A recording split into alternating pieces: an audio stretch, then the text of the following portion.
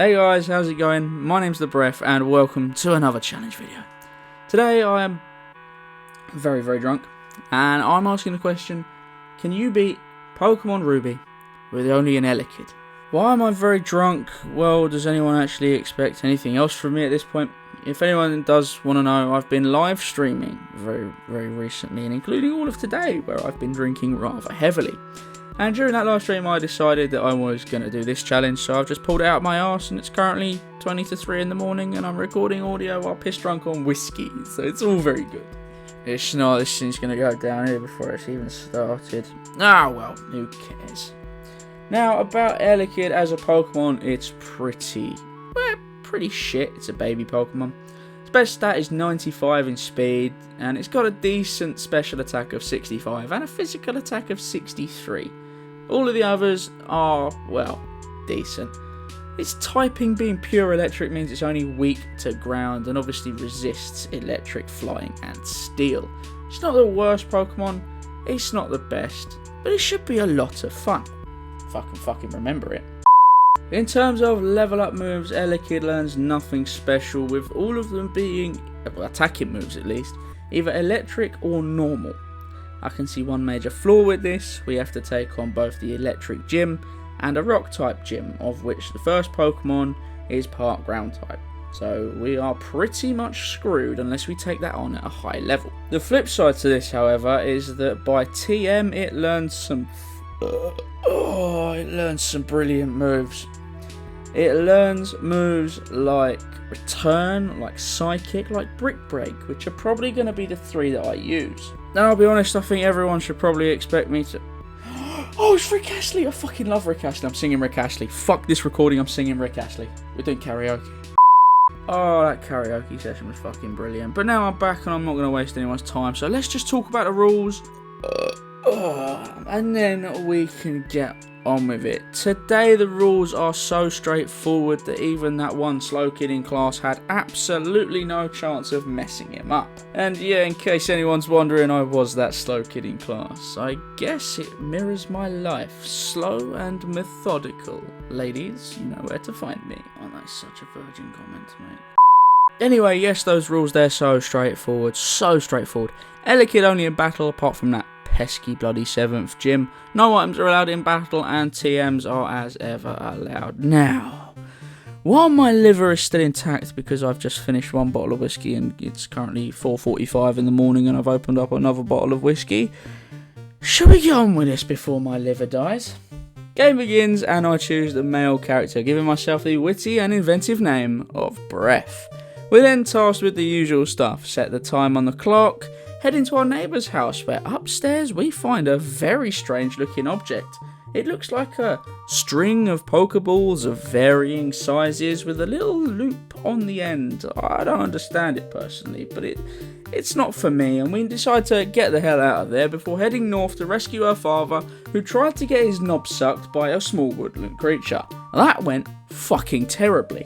We knock the legs off of that thing, and back in the lab we get to give our Elekid a nickname, bestowing upon it the nickname of Savage. Yes, there is a naming scheme this week, and the first person to get it down in the comments will get themselves a shout out in the next video. It's very specific, and I'm very drunk, so if you really want to be a method actor, buy yourself 2 bottles of whiskey, down one in the space of a day, and then crack open the other at 5:23 in the morning. Don't do that. I do not encourage alcoholism. Apart from my own. My own is fun. Anyway, with Elekid in our possession, we head up to challenge May. We've given her a Mudkip starter because Marshtomp is going to pose the biggest threat. Fortunately for us, there isn't a real challenge in this game until we reach the first gym and Roxanne. Now, this might not be Emerald and is in fact Ruby, so we are at an advantage, but her first Pokemon is part ground type. So, does anyone really want to hazard a guess at how that turned out for us? In short, it didn't turn out well, and I didn't even bother attempting this fight until level 25. To be fair, this may have been a little bit overkill, as actually we were able to beat her first time. Now, I won't know if it was overkill or not because I decided that was the level I was going for and I went for it anyway. And guess what? I'm drunk on the whiskey, so you can't stop me. And you know what, because I'm fucking pissed drunk and it's 5:30 in the morning, I'm just hanging on until the Weatherspoons open so I can go for a cheeky fucking brekkie. I'm going to do a section of this recording in ASMR, and guess what? I'm whiskey drunk, boys. Girls, lads, laths, insert your pronouns here. Even drunk, I don't want to offend anyone. But you cannot stop me. That section ain't right now though, so what happens next is that we sail our way over to Dewford and instantly head in to challenge Brawley, as we are potentially, somewhat, maybe, possibly over-leveled as fuck. We also defeat this one first time, and to be honest, I really thought Elekid would give us a harder time than this. However, we're only 2 badges in, and that means we have to go into the cave, dive in head first to deliver the letter to Stephen, gaining us access to Slateport, where we can drop in on the museum and Captain Stern. Here we're ambushed by a couple of bastards who decide to walk in before their leader, Maxie, decides to come in and give some form of rant and ushers them away under the guise of being some sort of authoritarian twat. I don't fucking know. Either way, we walk out of that museum and head up to challenge our not-so-rival. She's carrying a team where the scariest thing on it is, of course, that Marshtomp, which is immune to our electric type attacks. Fortunately for us though, we do survive and manage to beat her first time, and it wasn't quite as scary as I was thinking it would be. But then again, when you are as drunk as I am, you just sort of blitz your way through most of the game and don't really realise what the hell's going on. That was certainly the case when we arrived in Moorville. Unfortunately for me, oh fuck, I forgot to mention them. Rewind the footage, Breph. Show them all your HM slave, pickup slave friends, the Zigzagoons, of course. Yes, everyone, this is throwback footage from the start of the game, but I would like you all to meet the only available clues that you've got to the naming scheme for this week. Our entire full team consisting of Savage, Orton, Jackson, Moss, Newman and Travis.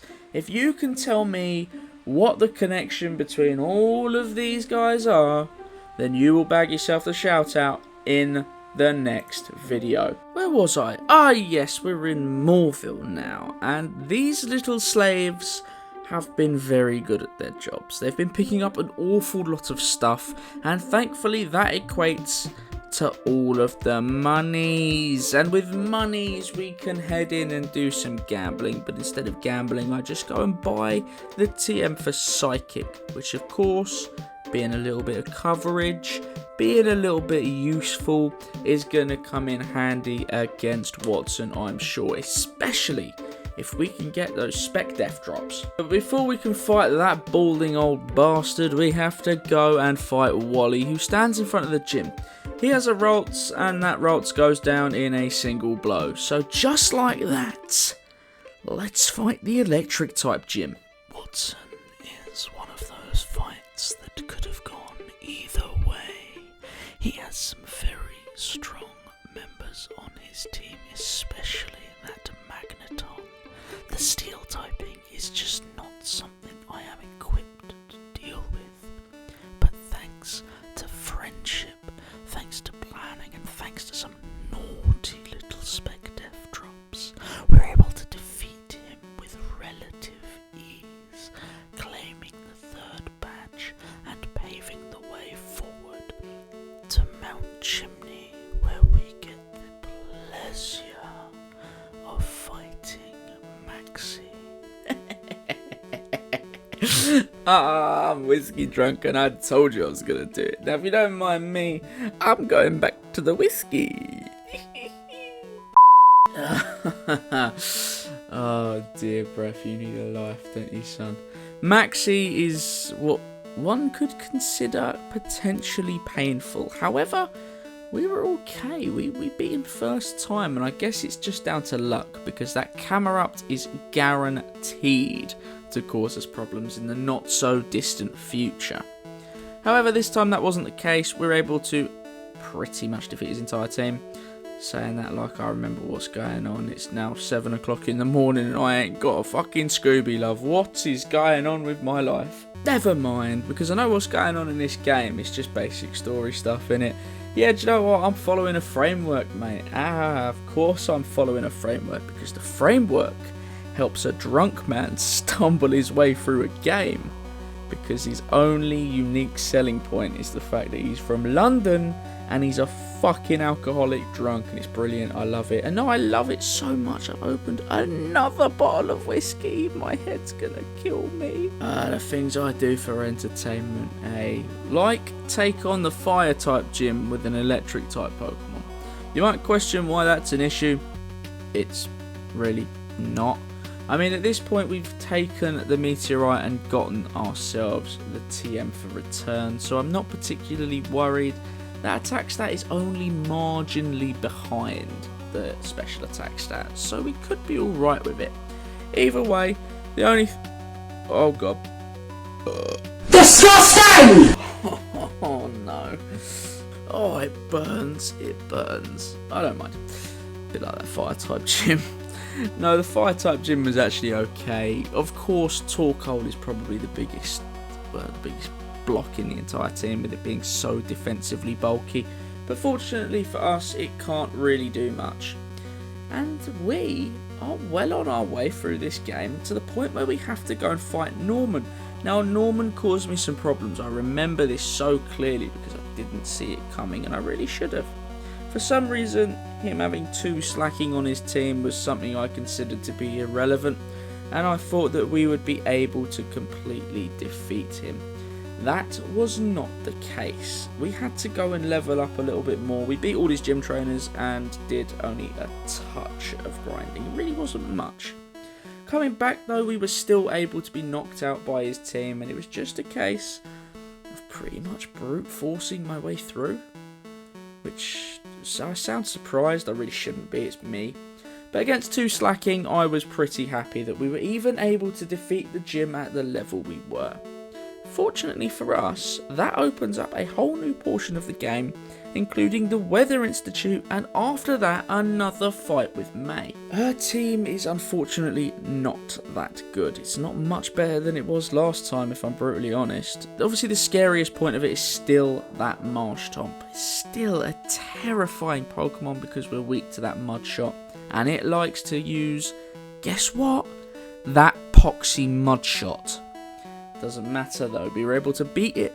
We were able to then make our way, fortunately, without taking on any more inappropriate fights, all the way to Winona's gym, where fuck knows what happens, but we're an electric type with an electric type move against a flying type gym. So I'm just going to assume 2 and 2 make 4, and that we beat it without any problems, and the footage will probably show something very similar. I'm so drunk.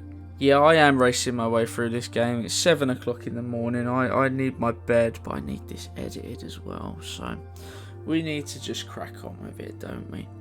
Well, it's one of those things. Do you want to know what else is one of those things? It's like making our way up to the top of Mount Pyre to have Maxie tell me all about his giant blue ball.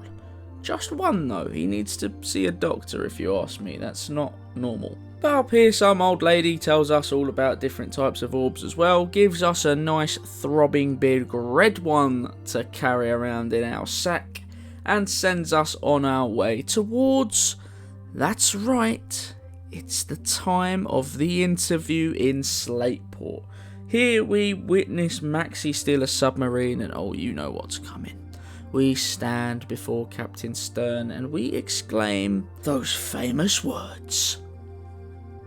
I'm the captain now. Yeah, that's right. Breph's in charge. He's steering the ship towards an iceberg. Call this Titanic 2 Electric Boogaloo. Because this video is sinking like my liver in alcohol. Because, oh my god, I've had 3 bottles of whiskey today. Well, we then head into the now Magma hideout to collect 1, the Master Ball, and 2, the scalp of the Magma admin that is trying to protect that submarine. He did a valiant effort. They held us off just for a little bit, unfortunately, because we then have to sail over to Lily Cove. From Lily Cove. Jesus Christ, Breph. To Moss Deep City Town, whatever the fuck it is. It's an island, for God's sake. Why don't you call it Moss Deep Island? Sort my life out, man. This is wasting my time for a drunk person to remember whether it's a town, a city, or an island. Fuck's sake. Either way, in here we got to face that psychic type gym, and fucking hell, what a painful gym. What a painful gym as ever. Now, level wasn't particularly the problem, it was just being able to tank the special hits. We did have light screen, but I learned after leveling up a fair chunk that actually brute forcing was probably the best position to be in, because it was almost guaranteed that Lunatone would sap Calm Mind at some point, and that made it very difficult. Difficult would probably be the right word to sustain a hit from Psychic, even with light screen up. So that's exactly what we do. We level up, we brute force our way through, and finally we get a lucky run where we're able to knock them both out, and we can move on to the seafloor cavern. Down here we realise what the hell we've gotten ourselves into, because that Camerupt on Maxi is now just too much, way too much. Fortunately, we're in a decent place where we can grind off of water types just by heading back to the surface. And that's what we actually need to do, because we can get one shot by Earthquake and it is powerful. Now we level up a little bit, we even switch our held item from the Everstone that I've been holding to the King's Rock, and ultimately we get a lucky crit, I believe. If not, I'm just too drunk, but I believe it was a crit. And that takes out the Camerupt, and with that we go on to the Crobat, a single shot with an electric type move and that thing's down, and we watch as Maxi opens that blue ball for the first time in, well, judging by the amount of fluid that flows over the gaff, I'd say years, poor bastard. But it wakes up Groudon, which wasn't his smartest move, and that causes a natural disaster. That means we head back to Satopolis, we head into the Cave of Origin, we encounter Groudon, and we use our Master Ball to catch it, giving it the nickname, and I'm so proud of this, of Groudon. Ah, it's a penis joke. Groudon. Oh, whiskey, I need more. Yeah. I'm not even going to show you, I'm not even going to tell you the fate of that legendary, because by now you should already know. Spoilers, just like Plonker Boy 900, he didn't last too long. But with that legendary caught, we've now got the 8th and final gym badge in front of us, and it's the water type gym. And oh my god, I didn't see this being so much of an issue. But I was wrong, it was a massive issue. That Whiscash having Earthquake was obviously a pain. It's there for coverage, it's there to protect the team. It's a good Pokemon to have in that team, to be fair. But it's just a brutal tank. It's horrible. It kills us multiple times. I was worried I had to go and grind. In the end, though, for some reason, the AI decided to use a move that wasn't Earthquake, despite the fact that for like 6 attempts beforehand, it's all it used. But you know what? I'll take it, because it was only one fortunate run that we were able to beat this. And then I fucked up by not cancelling the evolution because I didn't take off the King's Rock, accidentally evolved into an Electabuzz, and then I had to go back and do the whole fucking thing again, which took another 6 attempts or so. I think it may have been more actually the second time. Either way, after a lot of agonising self-torture, I never do challenge recordings while drunk. Actually, it's kind of fun. But after a lot of agonising self-torture, we are able to claim the 8th and final gym badge and make our way into Victory Road, where at the end of the dungeon we encounter Wally, our true rival yet again. His team is of course diverse, it's open, it's not so easy to exploit with single Pokemon, and that was the case here. The only exploitation we had was the fact that Elekid actually isn't too bad for a baby Pokemon. It's kind of decent actually. And with that we're able to beat his entire team first time, and well, the Elite Four awaits, but I'm not so sure how this is going to go. It starts of course with Sydney as ever, and his team caused me 2 resets. I didn't see this coming. because we've got Brick Break at this point, and I was kind of expecting an easy sweep. Alas, that wasn't the case. We got caught up with Swagger, and I believe something else, I don't remember. But we were able eventually to defeat him, which is the important thing. Pretty much Thunderbolt sweep, I believe, apart from, I think we may have used Brick Break on Shiftry and Cacturn or something like that, I don't know. Move on. Phoebe, you pain in the fucking arse, girl. Jesus Christ, those Dusclops know how to ruin a party. It doesn't feel good. Those Dusclops know how to ruin a party. Pressure is a horrible ability, especially when PP is not fully healed because you're an idiot and didn't use a leper berry or two. But hey ho, we can move on from that. Eventually we do manage to beat her, but the cost to my mental health and liver consumption is so high. So high. The good news is that the third member is a breath of fresh air. Make all the puns you like, I give you permission. Glacia, of course, contains ice-type Pokemon with some water types intermingled. In fact, her team contains the Celio line, from Celio to Walrein and to Glalie. Now, the Glalie are pretty simple. They're weak to fighting, so Brick Breakdown's the first, Brick Breakdown's the second, eventually. And all of the other three are taken down by Thunderbolt in a single shot, I do believe. That was as simple as they come. And let me tell you, Drake was not that simple. Drake was horrible. I thought Drake would have been the worst, to be fair, but it was brutal. We had to leave the Elite Four and run back through so many times during this in the champion fight. Spoilers for the champion fight, but this took so much.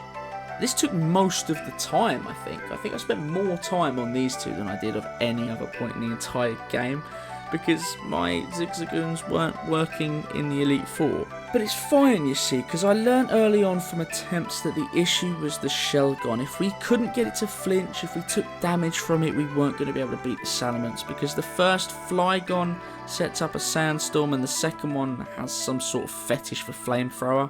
I don't understand it personally, but hey ho, it is what it is. Salamence unfortunately always goes for Dragon Claw because it's such a powerful move on it, and that takes us out. So yeah, we had to go and do some leveling up. We had to go and sort our lives well and truly out. And by sort our lives out, I mean I drank more whiskey and just brute forced it. It's very fun. It's very fun to do that. But once we are able to get through that Shelgon and those two Flygon with, I believe, no damage taken even, then we are easily able to defeat the rest of his team. And then the troubles really start. Stephen motherfucking Stone. Now, I'm not Samuel L. Jackson. I can't pull that word off properly, but it's the only word to describe this motherfucker. Where do I even start? Skarmory is no issue. It wasn't an issue before. It's not going to be an issue now. We got Thunderbolt. One shot. All day, every day. See you later. Aggron. Pain in the bloody arse. Brick Break does a decent chunk of damage, and for some reason, for the first massive portion, I just never thought of even trying Thunderbolt. I just thought, nah, it's not going to do it. We'll go with a super effective move. And sometimes I took it out, sometimes I didn't. We needed good luck.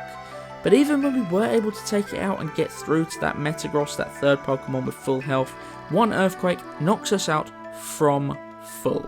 Let alone dealing with his Claydol, let alone dealing with his two fossil Pokemon, let alone dealing with PTS fucking D.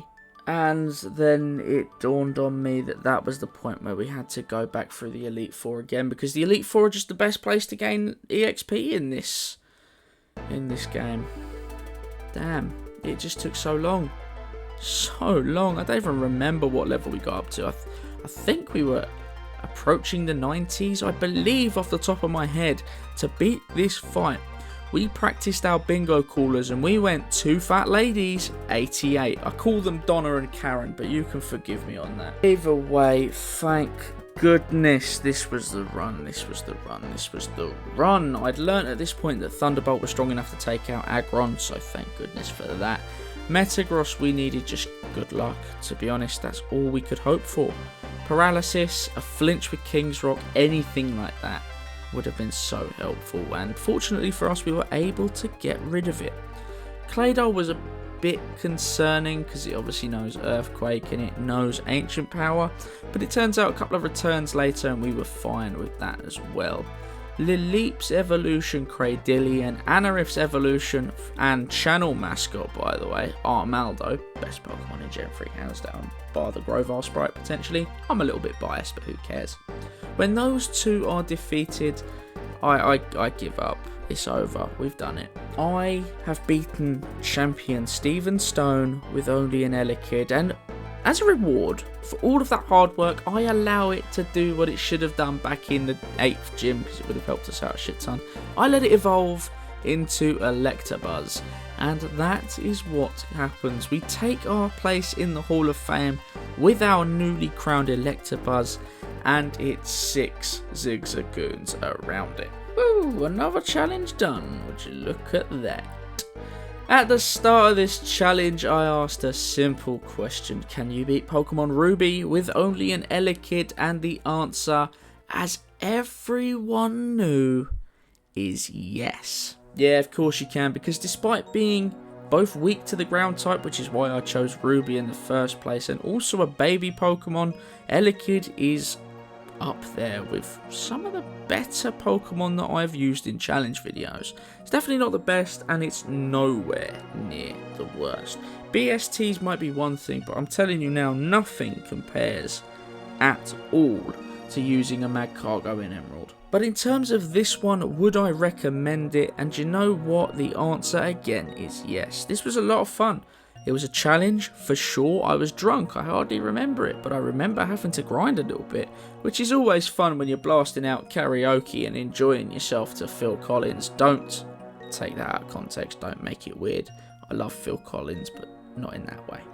The game was fun, the Pokemon is fun, and the challenge was... well, there was a challenge there. There was a challenge there. There wasn't just a clean sweep at whatever levels you ended up with. There were points where you had to level up and grind.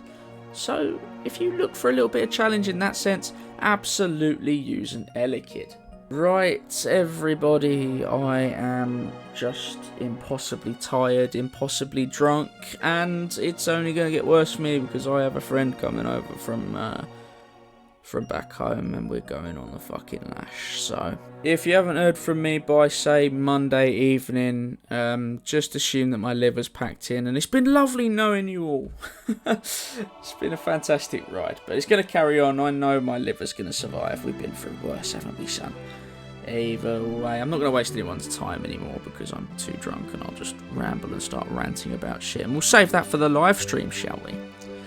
Guys, girls, ladies, gentlemen, lads, laths, lasses, insert your pronouns. Thank you so much for watching. Thank you so much for your time. It's so greatly appreciated. Please stay safe. If you'd like to join the Discord, the link is in the description. We do have channel memberships enabled, but of course nobody has to do that. And while you're down there looking for that link to join the Discord, because I know you are, and I'll know if you're not, why don't you consider hitting that subscribe button, maybe dropping a like on this video, and even tapping that notification bell to get notifications when I upload new challenge videos and even do live streams. Right, with that shameless plug done, I hope you all have a fantastic time over the weekend and upcoming week, and I look forward to seeing all of you in the next one.